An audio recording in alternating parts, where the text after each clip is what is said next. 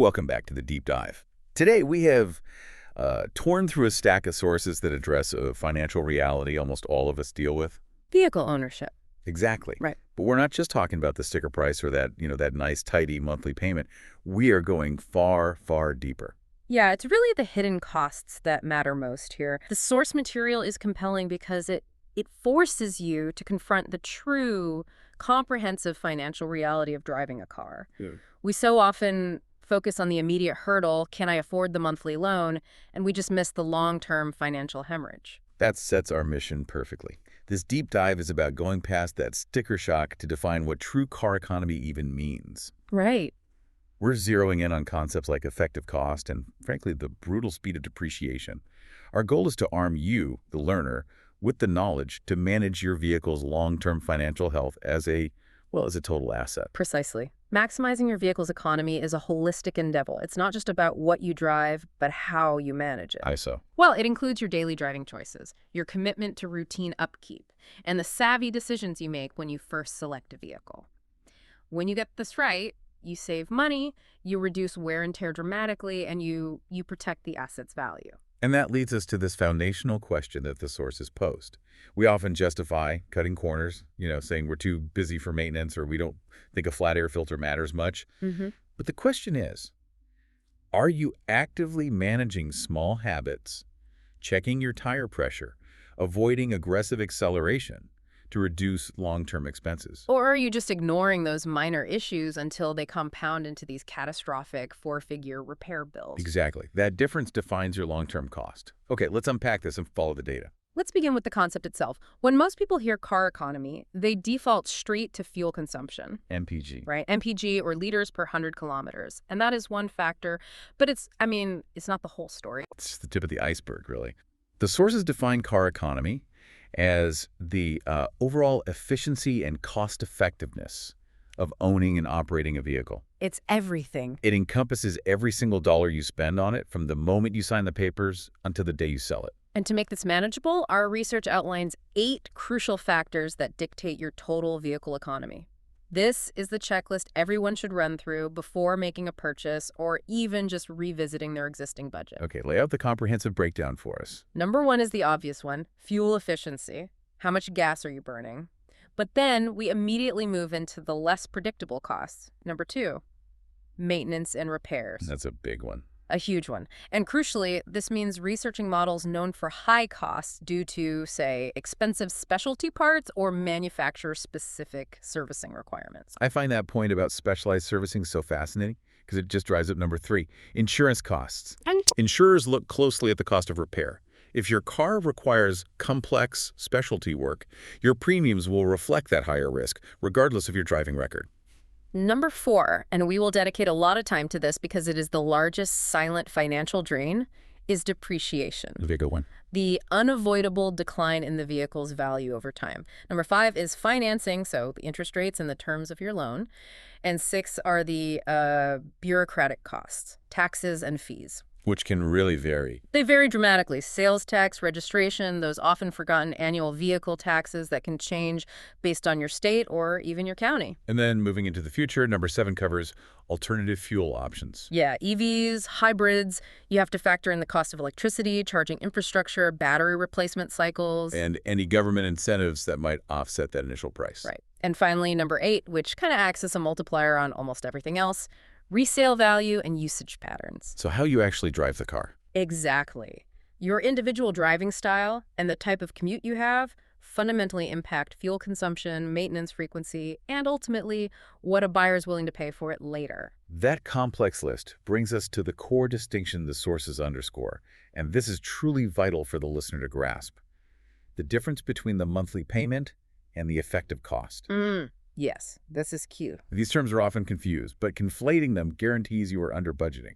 The monthly payment is simple. It's just the principal loan amount plus interest spread across the loan term. It's a clean, easy number. It determines if you can afford the car right now. Right. It dictates your immediate monthly budget. Yeah. But the effective cost, That's the full measure of financial commitment. So that's the total cost of owning that vehicle over a specific period, say 5 years. Yes, it aggregates the purchase price and financing with the fuel, the insurance, the maintenance, the repairs, the taxes, and critically, the depreciation. So what here is that if you can only just barely afford the monthly payment. You haven't budgeted accurately for the vehicle. The effective cost provides the accurate long-term truth of the expense.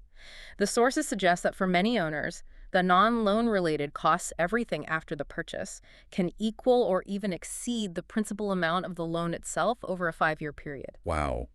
That level of expense sets the stage for our next topic because it's the single largest, most devastating financial drain on that effective cost. Depreciation. I was genuinely surprised by the data on how fast cars lose value. It is truly shocking for first-time new car buyers because the loss starts immediately and is absolutely unavoidable. The second you drive it off the lot. Literally. The sources detail a clear depreciation timeline, starting with the initial drop. A new vehicle will typically lose a massive 20 to 30% of its total value in the first 12 months alone. 20 to 30% in 1 year. You drive it off the lot and that chunk of equity it evaporates. That makes the argument for buying a 2 or 3-year-old vehicle almost impossible to ignore. You let someone else absorb that catastrophic initial loss. It's the most straightforward strategy for mitigating depreciation, for sure. After that initial steep decline, the value enters a steady decline, dropping about 15 to 20% annually for the next several years. And then it flattens out a bit. It does. We see a long-term plateau. The rate of decline slows down significantly around the 5-year mark, but by that point, the vehicle may have lost 60% or more of its original purchase price. 60%. Okay, so beyond just the age of the car, what are the primary things that accelerate this value loss? The first is simple math, mileage. The industry average is typically 12,000 to 15,000 miles per year, if you are significantly exceeding that. A long commute, for instance. Exactly. Say, driving 20,000 miles annually. You accelerate the depreciation rate because potential future buyers associate high mileage with impending maintenance risk. And the type of vehicle matters, too. There's a huge distinction between a reliable workhorse and a high-end luxury car. Absolutely. The make and model plays a huge role. Vehicles known for reliability and longevity, like certain models from Toyota or Honda, tend to maintain stronger resale value. They depreciate slower. But the luxury cars often depreciate much faster. Why is that difference so stark? Is it just the bigger price tag to begin with? It's a combination of things. First, the buyer pool for a used luxury vehicle is just much smaller. Second, the cost of specialized maintenance, those very expensive parts and labor we mentioned, deters average buyers. Right. And third, luxury brands rely heavily on rapidly evolving tech. A luxury car from 5 years ago might lack the self-driving features or complex infotainment systems that modern buyers now expect. That drives down its value very quickly.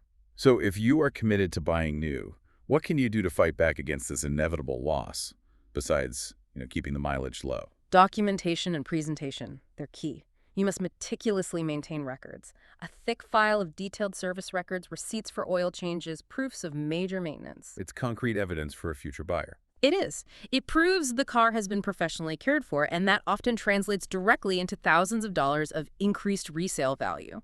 And then when it comes time to sell, the sources emphasize presentation. Fix those minor dents, repair the small tears in the upholstery, detail the car. A clean, well-presented vehicle, even if it's older, it signals responsibility to a buyer. It justifies a higher price point. You're protecting the equity you still have left. That's the goal. Protecting the equity. Okay, now that we've established that the single biggest loss is depreciation, let's wrap that cost into the complete picture. The total cost of ownership, or TCO? Right, the TCO. And the sources include everything from the purchase price down to the cost that most of us probably don't even try to track. Its TCO framework is exhaustive. It walks through 10 key categories. We start with the major visible costs: the purchase price, the aforementioned depreciation, and the financing costs, your interest payments. Then you have the ongoing essentials, the things you have to pay, but you might underestimate the total outlay. So, insurance, the combined cost of maintenance and repairs. Both routine and the inevitable unexpected ones, like a transmission fluid flush or brake pad replacement. And, of course, fuel costs. But the truly instructive part of the TCO is what we call the hidden or regional costs, the ones that are so easy to forget when you're budgeting. Falls in there. These include registration and taxes, sales tax, property tax licensing, permits, and the frequently surprising expense of parking and tolls. Oh, for urban drivers, that number can be astronomical. Absolutely. And then there's the final category, other costs. These are the small things that just chip away at the budget: new floor mats, an upgraded sound system, emissions testing fees, or paying for professional cleaning. To make this concept concrete, the sources provide a really powerful 5-year example calculation. This is a fictional entry to mid-level car with a $25,000 purchase price. Let's use this to ground the abstract costs. If we assume a typical 5-year ownership span, including financing, all the ongoing costs, and depreciation, the total TCO for this $25,000 car skyrockets to $60,500. 60,500. That figure is often double what the owner originally expected. And when you dissect it, the non-purchase costs are what truly stun you. Depreciation alone accounted for $10,000 of that. And the small, consistent costs become massive. In this scenario, based on average gas prices and mileage, fuel costs alone ate up $7,200. Wow. Insurance accounted for $6,000. But the insight I love most is focusing on that often forgotten category, parking and tolls. That added up to a surprising $4,200 in the example. $4,200. This is the death by a thousand cuts expense, a $5 toll here, a $10 parking fee there. These are small, frequent transactions that disappear from immediate memory, making them the hardest budget category to accurately track. So if you're spending $70 a month just getting into the city and parking, you are unknowingly committing $4,200 over 5 years to costs you probably don't factor in when deciding if you can afford the monthly car payment. Exactly. It shows the sheer scale of the long-term commitment. And the lesson is that while your specific figure will adjust based on regional costs and your habits, the composition of the cost remains the same. The vast majority of your money goes to items other than paying off the loan principal. That analysis transitions us perfectly into our final segment: practical, actionable strategies for boosting vehicle economy and lowering that monumental PCO. We started by asking about small habits. Let's review those tactics. The primary strategy is centered on preventative maintenance. Ignoring an issue is not saving money. It's signing a blank check for a future, larger expense. That's a great way to put it. The sources are clear. Ignoring a simple $200 belt replacement today, for instance, can quickly lead to a seized engine and a $5,000 bill next year. That is the true high cost of financial procrastination. Our routine upkeep dramatically impacts efficiency. Checking and maintaining proper tire pressure, for example, is essential. So simple, but so important. When tires are correctly inflated, friction decreases, the engine works less hard, and your car achieves better fuel efficiency. You're immediately lowering running costs. And we have to revisit usage patterns and driving style. Avoiding aggressive driving, hard braking, rapid acceleration reduces excessive wear on the engine, transmission, and brakes. Which saves you fuel. And it prolongs the life of extremely expensive components. So we can kind of synthesize the actionable advice into 2 major strategic paths for immediately reducing your total cost of ownership. I think so. Path 1 is focused on maximizing maintenance and efficiency. This means committing to regular servicing, making sure the engine is tuned, the tires are managed properly. Reliability directly translates to lower running costs. And path 2 is about making smarter structural choices. Right. This includes looking into carpooling or car sharing programs if they're available in your area to lower mileage. It also means, if you're buying, making informed choices on vehicle selection based on proven reliability and strong resale value, not just the initial appeal. These decisions significantly impact your long-term budget. Ultimately, being an informed decision maker means accepting the financial reality of the TCO rather than just the sort of fantasy of the monthly payment. This deep dive has shown us that true vehicle economy is a complex system of informed decisions. It means budgeting for that $4,200 in tolls and parking, understanding why your luxury car loses value so fast, and recognizing that maintenance is an investment, not an optional expense. And if we connect this knowledge about TCO and usage patterns to the bigger picture, we see that the length and type of your commute are major variables impacting fuel consumption and maintenance. Which raises an important question for you, the learner, to consider carefully.